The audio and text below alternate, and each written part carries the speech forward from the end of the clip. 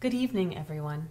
Thanks so much for taking some time out of your week to come learn about MCAT 2015. Throughout tonight's presentation, if you have questions, please submit them in the questions box on the right side of your screen. We will have a Q&A session after the presentation. Tonight's presenter is Lauren Siegel. Lauren is the MCAT 2015 Outreach Specialist at the Association of American Medical Colleges, AAMC, and is also part of the pre-med outreach team dedicated to helping pre-med students navigate their path to a career in medicine. Lauren focuses on social media, online communications, and presentation outreach to share information and resources to pre-med students about the new MCAT exam and other AAMC pre-med services. For more information about the new MCAT exam and other pre-med resources and information, follow Lauren and the AAMC Pre-Med team on Facebook and Twitter. The Twitter handle is at AAMC Pre-Med. Tonight, Lauren will be talking about a number of items on the MCAT 2015 exam. First, she'll be going over an overview of the changes that will be included in the exam, logistics of the administration, the structure of the exam, how students who are planning to take the exam can prepare for it, and finally we'll close with some Q&A. With that, I'll turn things over to Lauren. So just to start with a little background on why the AAMC has decided to revamp the MCAT exam, I wanted to discuss two main reasons for this change. The first reason is simply because it's just best practice to review large standardized tests such as this, especially in fields with a rapidly changing knowledge base, like medicine.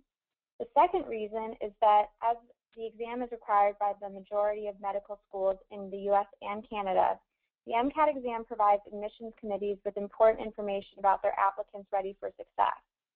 So these updates help to ensure that the exam is keeping pace with the changes in the study and practice of medicine. To make these changes, the MCAT team, the AAMC, its medical schools, and the special committee conducted a lengthy and thorough review. Just as a reference, the last time the MCAT exam went through a substantial update was in 1991. In 2012, the review committee announced its final recommendations for the next version of the exam. These recommendations included preserving what works best about the current MCAT exam, eliminating what no longer works, enriching the exam by giving attention to concepts that future physicians are likely to need, and using a testing format that has proven successful. So before we go into detail about the organization of the exam, I just want to touch on some of the exam logistics. So the first administration of the new exam will be administered in the spring of 2015. We don't yet have the schedule for that, but we expect to make that available in the fall of 2014. It's going to be a multiple choice computer-based exam, just like it is today. There will be 4 sections on the new exam. You will receive 4 section scores and a total score. At the moment, we don't have the new score scale available, but we're going to announce that in the spring of 2014. Also, the exam is going to be slightly longer. It's going to be 7 hours, and that's going to include breaks and lunch. Also, it's important to note that the exam, you have to pre-register for the exam. You can't walk in just any day to take it. It's going to be administered at testing centers around the world, just like it is today. You can still request accommodations for taking the exam if you have a disability or special need, which might include extra testing time. Also, we have plans to continue the Fee Assistance Program, or FAP. If you're not familiar with FAP, it's designed to assist examinees who without financial assistance would be unable to take the exam or apply to medical school. So you would get a reduced MCAT registration fee as well as MCAT preparation products. Also, while your exam is a ways away, it's just important to remind you that the name on your photo ID that you bring on test day has to match the name in our system. If it doesn't, you may actually not be able to sit for the exam. So it's just important to keep that in the back of your mind. And all this information is available on our website at www.aamc.org/MCAT2015. Okay, so let's actually go into the organization of the exam, so the content. Like I mentioned, the MCAT 2015 exam is comprised of 4 multiple choice sections. These are the biological and biochemical foundations of living systems, the chemical and physical foundations of biological systems, the psychological, social, and biological foundations of behavior, and the critical analysis and reasoning skills. So the first section of the exam is the biological and biochemical foundations of living systems section.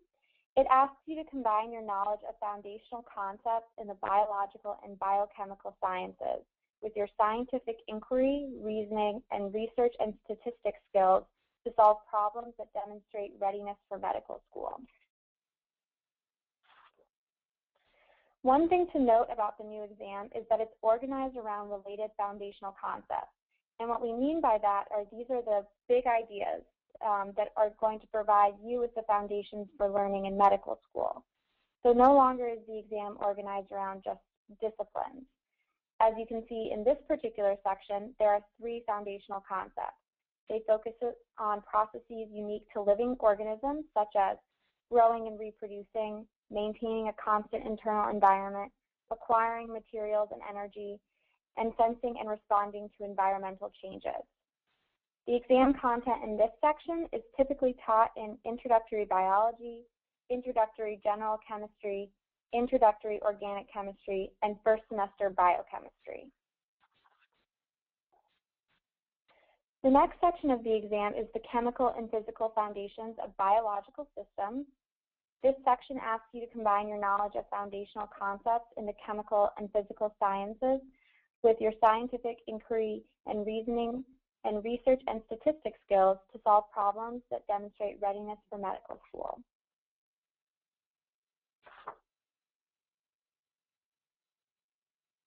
Sorry, my screen seems to have frozen.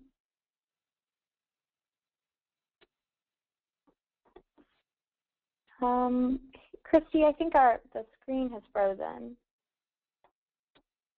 All right. I wonder if we can try. Is it your computer screen, or is it not moving towards?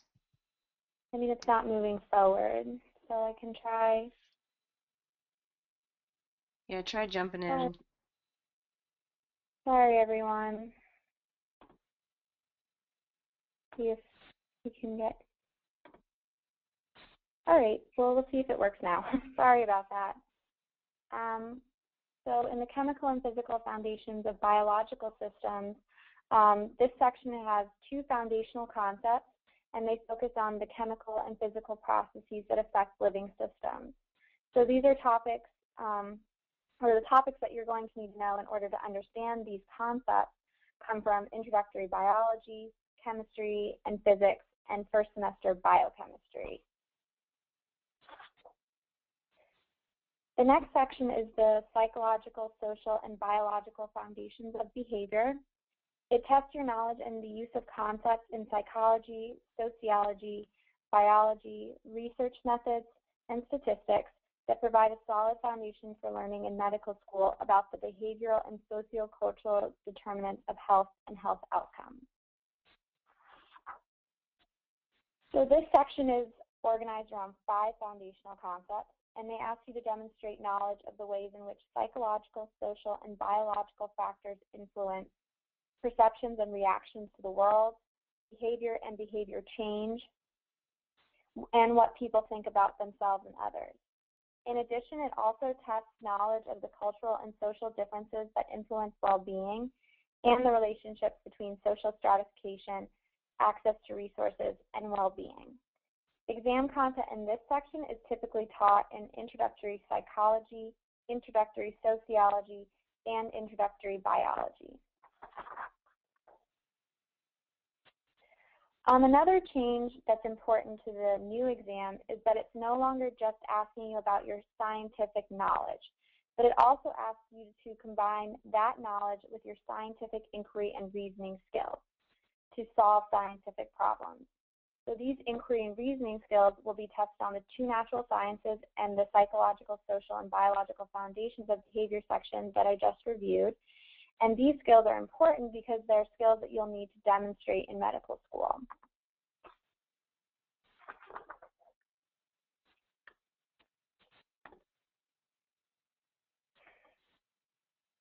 Sorry guys, I'm not sure, maybe my connection.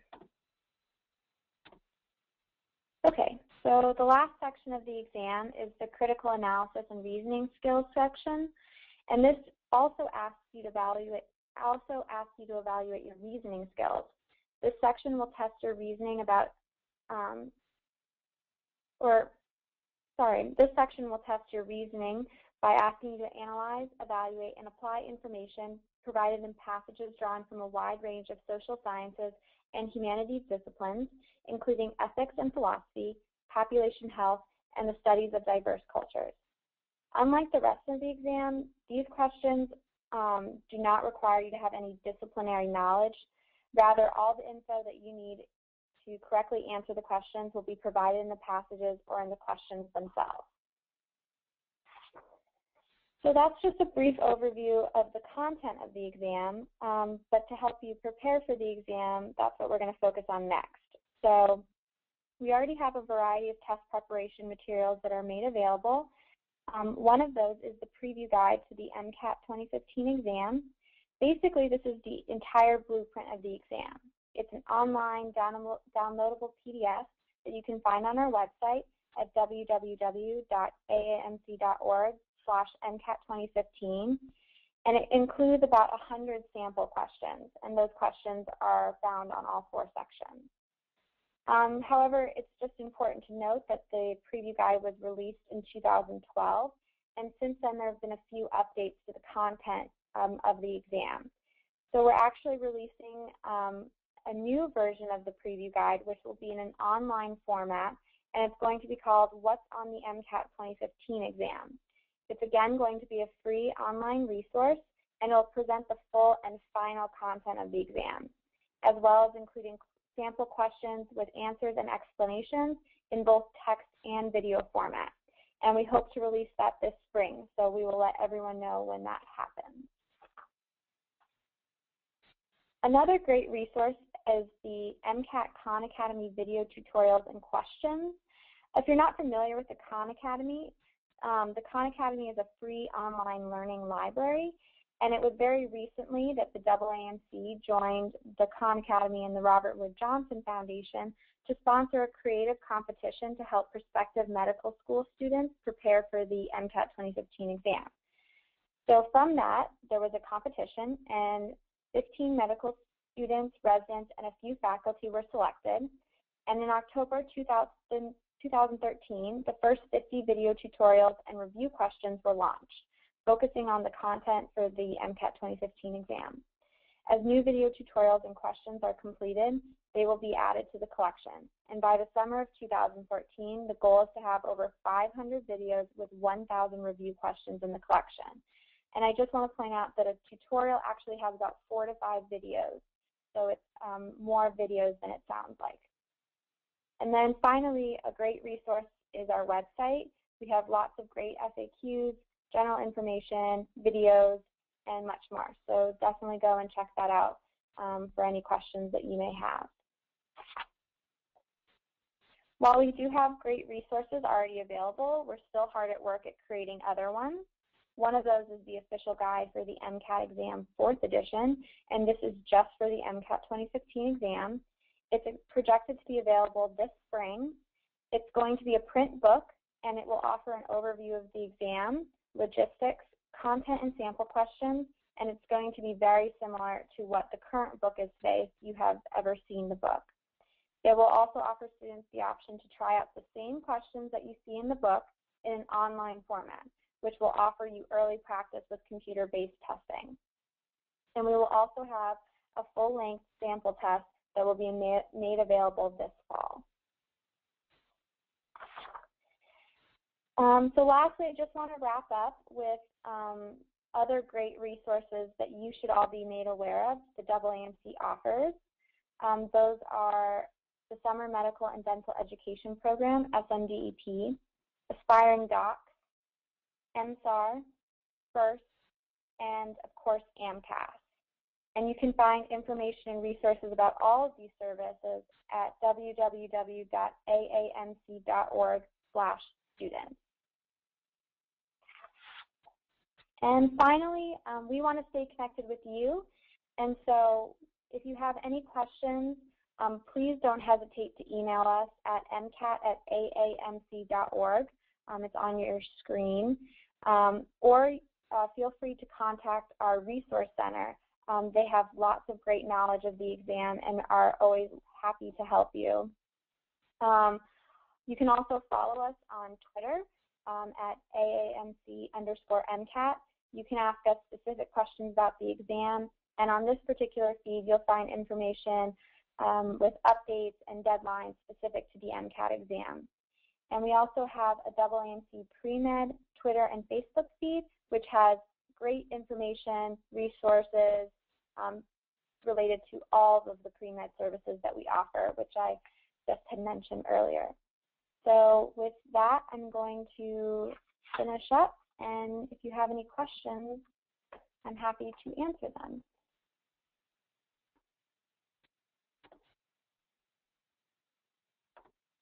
Thanks, Lauren, for your presentation there. As she said, if you have questions for her, you can submit those in the box to your right. And we'll start off with, let's see, so I know we just talked about the new exam, but there are still a few people who have taken the old one. How long will those scores be accepted, the 2014 and previous scores be accepted, and when will people need to start taking the 2015 exam to apply to schools? Sure. We're going to be reporting scores through the 2019 application cycle, so for the next 4 years. I would recommend that you look at the MSAR, the medical school admission requirements. Each school is different on how long they plan on accepting the current MCAT scores. Some may be 3 years, some may be 2. It just depends on the school. So I would definitely suggest that you look there or even contact the medical school that you're interested in. The first people who will take the MCAT, the new MCAT exam, are the ones that will be applying to the 2015 application cycle, so this year, or next year, excuse me. So, but you don't, but we'll be reporting scores through the 2019 application cycle. So there's still lots of time for those scores to be seen by medical schools. Great. Will any older MCAT prep materials be of any use to someone looking to take the MCAT 2015? If they have a 2014 or a 2013, will those materials be of use to them, or should they really be focusing on the materials that you guys have out for the 2015 exam specifically? So the resources that we have available now, like the self-assessment package and the practice tests, are actually going to be expired. So they will not be of use for this particular exam. There's just a lot of different things about the new exam that will not be captured in those prep materials. So you should focus on the resources that are specific to the MCAT 2015 exam. Great, thank you. All right, we have one. Someone asks, how soon do I need to take the exam if I graduate in the fall of 2016?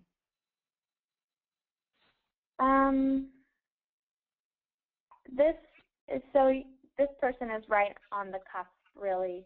And we have a resource on our website called Which Exam Should I Take? And this really sort of helps you see visually which exam is going to be best for you. Basically, that visual says, you should ask yourself 2 questions. When do I want to go to medical school, and when am I actually going to be ready to take this exam? If you're going to be ready to take the current exam, definitely go for it. But if you won't be ready, the new exam will be for you. It's important to note that medical schools see all MCAT scores. So the more times you take it, the more scores they receive. So just take it when you're ready. Great. That actually covers the answer to the next question too. Oh. So that was great, thanks. Okay, because the MCAT 2015 is a brand new exam, do you think that more leeway will be given to applicants who have taken that exam over applicants who have taken the previous exam? I wouldn't say leeway. I mean, the point of the new exam is that it's supposed to be a better test for tomorrow's doctors. It's the test that is really keeping pace with medical education now. And I don't think that you can say the exams are supposed to test your readiness for medical school. So we're working with medical schools to make sure that applicants are treated the same depending on whether they have the current exam or the new exam. So. Very good. Great.